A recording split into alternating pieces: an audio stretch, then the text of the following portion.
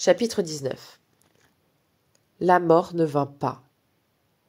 Et la délivrance se présenta à lui sous l'apparence d'un jeune soldat, étoilé de rouge, dont les yeux exorbités témoignaient de l'horreur qu'il venait de découvrir. Après avoir constaté que le cadavre qui le dévisageait vivait encore, le jeune soldat étoilé lui glissa le goulot de sa gourde dans la bouche et quelques biscuits dans les mains, puis il le prit dans ses bras, l'arrachant au tas de mourants, et le déposa devant la baraque, sur un bout de terrain sans cadavre, sous le soleil du printemps renaissant. Là même où hier encore régnait la neige, les bottes et les cravaches des casquettes à tête de mort, l'herbe repoussée grasse et touffue, parsemée d'une multitude de fleurettes blanches.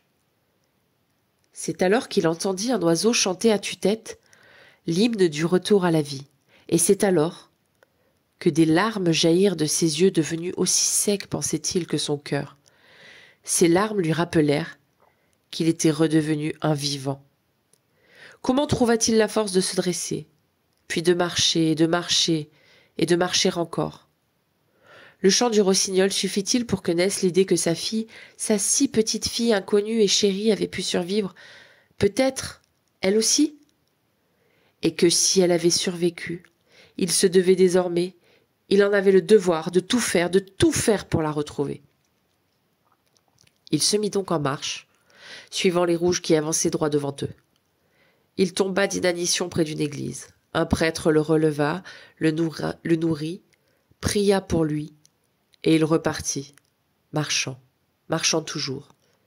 Il arriva enfin près d'un camp dit de regroupement, peuplé de réfugiés et autres personnes déplacées fuyant les rouges, mais rattrapées par leur avance fulgurante. Son aspect spectral, orné de son numéro tatoué sur son avant-bras, lui servit de passeport. Il y fut logé et nourri. Mais une fois installé, il revécut l'instant fatal.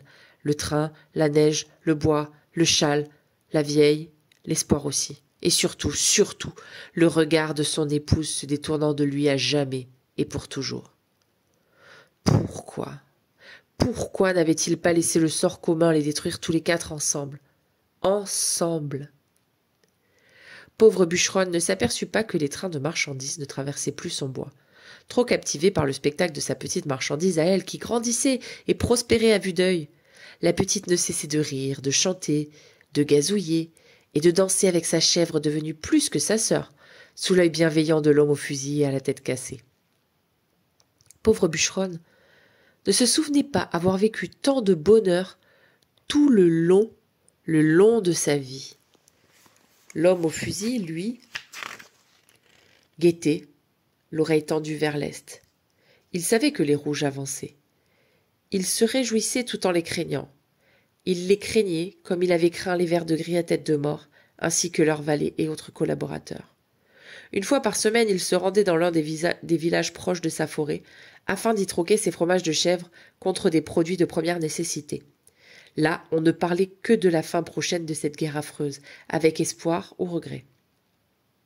Bientôt, les avions étoilés de rouge bombardèrent les positions des vers de gris, puis la canonnade reprit le relais. Les chasseurs de sans-cœur, désormais, se terraient ou fuyaient vers l'ouest. Fusil en main, l'homme à la tête cassée arpentait son fief, sur le flanc est de son domaine, bien décidé à faire respecter ses droits de propriété aux nouveaux envahisseurs. 2 soldats rouges se glissèrent avec précaution dans le bois. Apercevant un homme armé d'un fusil, ils le couchèrent au sol d'une rafale de mitraillettes. Puis, avec précaution, l'un des soldats s'en approcha, retourna le corps du pied, puis constatant que le visage de l'homme n'avait rien d'attrayant, il adressa une grimace de dégoût à son compagnon, en concluant d'une voix méprisante « Un vieux moche !» Constatant également que l'homme à terre était seul, ils repartirent, rejoignant le gros de la troupe des étoilés de rouge qui préférèrent contourner le bois plutôt que de s'y engager. Le lendemain matin, après une nuit d'angoisse, pauvre bûcheronne découvrit le corps gisant de l'homme à la tête cassée et au cœur compatissant. Elle pleura beaucoup, ce qui fit pleurer sa petite marchandise. Et même la chèvre aux yeux tendres pleurait. Renonçant à l'ensevelir, elle recouvrit sa dépouille de branchages fleuris. Puis, pauvre bûcheronne improvisa une prière sous forme d'un remerciement et d'un souhait.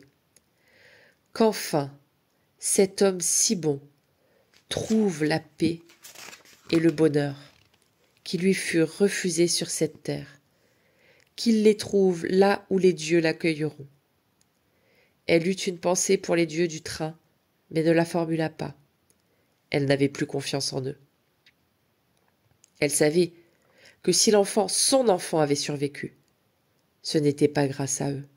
C'était grâce à la main, la lâchant du train sur la neige, grâce à la bonté de l'homme au fusil et à sa chèvre. Bénissez-les, conclut-elle.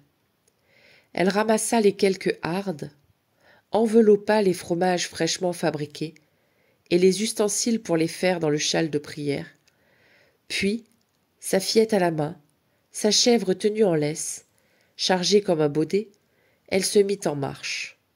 Ne sachant où aller, elle se mit à marcher droit devant elle, vers l'est, là où, dit-on, le soleil continue de se lever. Sur la route, elle croisa des centaines de tanks et des camions étoilés de rouge. Elle traversa des villages en ruine et, s'arrêtant enfin sur la place de l'un d'entre eux, choisissant une ruine qui lui parut confortable, elle s'y installa.